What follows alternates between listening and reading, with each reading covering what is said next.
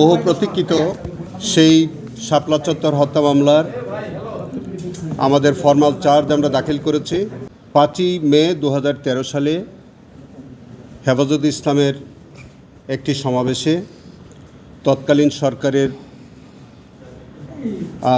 Police, BGB, RAB এবং আওয়ামী লীগ, ছাত্রলীগ, যুবলীগ তারা একটি নারকীয় হত্যাযজ্ঞ চালায়। আপনারা এটা ইতিমধ্যে অবহিত আছেন যে 2013 সালের পর থেকে তৎকালীন সরকার এই মামলাটির কোনো তদন্ত কার্য তারা পরিচালনা করেননি।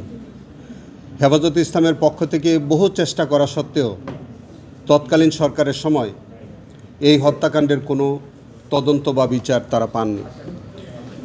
আন্তর্জাতিক অপরাধ ট্রাইব্যুনাল যখন পুনর্গঠন হলো 24 গণ আন্দোলনের পর, তখন আজকের যিনি বাদী আমার ডান পাশে বসা আছেন, তিনি একটা লিখিত অভিযোগ এই ট্রাইব্যুনালে দাখিল করেন।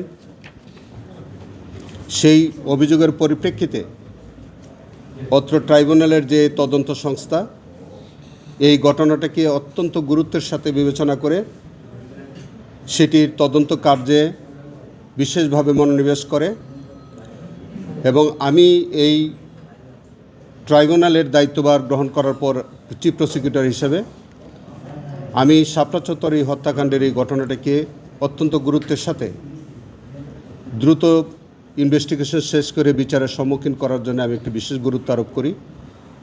আমার কাছে মনে হয়েছে যে আলেম ওলামাদের দেশ Bangladesh, In the heart of the city rises a destination built for greatness. International Convention City, Bosundhara. Life takes a new course. যে এতগুলো আলেম ওলামাদেরকে শিশু বাচ্চা সহ নির্বিচারে সেই ভয়ালো রাতে নির্বিচারে গুলি করে যে তাদেরকে হত্যা করে আহত করে, এই নারকীয় হত্যাযজ্ঞের একটি সুষ্ঠু তদন্ত এবং বিচার হওয়া প্রয়োজন। এবং এই যে জেনোসাইড, এইটি বাংলাদেশের ইতিহাসে এরকম বর্বরোচিত হত্যাকাণ্ড, এরকম বর্বরোচিত আক্রমণ এটি এর আগে কখনো ঘটেছে বলে আমার জানা নেই। আজকে একটি ইসলামিক গোষ্ঠী অথবা একটি ইসলামিক গ্রুপকে তাদেরকে ডেস্ট্রয় করে দেওয়ার জন্যে, নির্মূল করে দেওয়ার জন্যে তৎকালীন সরকার কিছু ব্লগার অ্যাক্টিভিস্ট অথবা কিছু লেফটিস্ট, যাদেরকে আমরা নাস্তিক বলে সম্বোধন করতে পারি, এই জাতীয় কিছু মানুষ দ্বারা প্রভাবিত হয়ে হেফাজতে ইসলামের মতো একটি সংগঠনকে নির্মূল করার জন্য সরকার অত্যন্ত পরিকল্পিতভাবে তাদের উপরে সেই দিন এই নারকীয় আক্রমণ এবং হত্যাযজ্ঞ সংগঠিত করে। আমরা এই ইনভেস্টিগেশনটি পরিচালনায় হেফাজতে ইসলামের সর্বস্তরের নেতৃবৃন্দদের সহযোগিতা আমরা চেয়েছিলাম, তারা অনেক সহযোগিতা আমাদেরকে করেছেন। আমরা সর্বমোট 61 জন শহীদের তালিকা আমরা শনাক্ত করতে পেরেছিলাম, তবে তার মধ্যে 58 জনের আমরা নাম ঠিকানা পেয়েছিলাম, বাকিদের 3 জনের নাম ঠিকানা আমরা সংগ্রহ করতে পারিনি। একটি হচ্ছে যে শাপলা চত্বরে 5 তারিখে মধ্যরাতে যে নারকীয় ঘটনা ঘটল, সেখানে 32 জন শহীদ হয়েছে। এইটি আমাদের আন্তর্জাতিক অপরাধ ট্রাইব্যুনাল আইনের 3-এর সি ধারা মোতাবেক এটা একটা জেনোসাইড ছিল। এবং যেহেতু এটা একটা জেনোসাইড এবং পরের দিন যেটা নারায়ণগঞ্জের সিদ্ধিরগঞ্জে সেখানে আরও 20 জন মানুষকে একত্রে শহীদ করা হলো, সেটাও একটা জেনোসাইড ছিল। এই 2টি জেনোসাইডের ঘটনার প্রেক্ষিতে আমরা 2টি চার্জ আমরা 41 জন আসামির বিরুদ্ধে আমরা এনেছি। সরাসরি আমরা সম্পৃক্ততা পেয়েছি, কাউকে আমরা প্ল্যানিংয়ে পেয়েছি, কাউকে আমরা কনস্পিরেসিতে পেয়েছি, কাউকে আমরা সরাসরি অংশগ্রহণে পেয়েছি এবং কারো স্বীকারোক্তির মধ্যে আছে যে তারা এক্সট্রা জুডিশিয়াল তারা কনফেশন করেছে।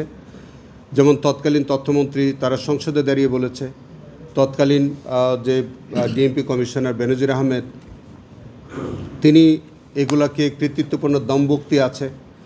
তৎকালীন অনেক কর্মকর্তারা যে হেফাজতের এই নেতৃবৃন্দদেরকে বা এই নিরীহ আলেম ওলামাদেরকে হত্যা করে তারা যে বিভিন্ন রকমের দমভক্তি করেছে, সেই দমভক্তিগুলো আমরা কালেক্ট করেছি। সেগুলো বিভিন্ন পত্রপত্রিকা, বিভিন্ন সোশ্যাল মিডিয়াতে সেগুলো প্রচারিত হয়েছে এবং এই হত্যাকাণ্ডকে বিকৃত করে বিভিন্ন সময় কিছু কিছু ব্যক্তি বা কিছু সংগঠন তারা বিকৃত তথ্য দিয়েছে। সেটাও আমরা কয়েকজনকে আমরা সেভাবে অপরাধ হিসেবে তাদেরকে চিহ্নিত করেছি। যেমন আমরা সমীকরণ নামে একটি সম্প্রচার ছিল, সেখানে টোটাল এই হেফাজতের এই ঘটনাটাকে বিকৃত করে সারা দুনিয়াতে একটা মিথ্যা তথ্য প্রচার করে। সেটাও কিন্তু এক ধরনের অ্যাবেটমেন্ট হিসেবে গণ্য করা হয়েছে ইনভেস্টিগেশনে এবং তাদেরকেও বিচারের সম্মুখীন করা হয়েছে। ৭১ টেলিভিশন তৎকালীন সময়ে যিনি প্রধান ছিলেন মোজাম্মেল বাবু, তার একটি ভূমিকা ছিল যে যাতে এই বিকৃত তথ্য তারা প্রচার করে এবং তাকেও কিন্তু এই আইনের আওতায় আনা হয়েছে। এবং সেখানে যে সকল আইনশৃঙ্খলা বাহিনীর যারা প্রধান ছিলেন তাদেরকে আনা হয়েছে, যারা সরকার প্রধান থেকে শুরু করে স্বরাষ্ট্র মন্ত্রণালয়ের 2 জন মন্ত্রী, যাদের প্রত্যক্ষ ভূমিকা ছিল এই ঘটনার মধ্যে, যারা পলাতক আছে তাদের বিরুদ্ধে গ্রেফতারি পরোয়ানা জারি করা হয়েছে।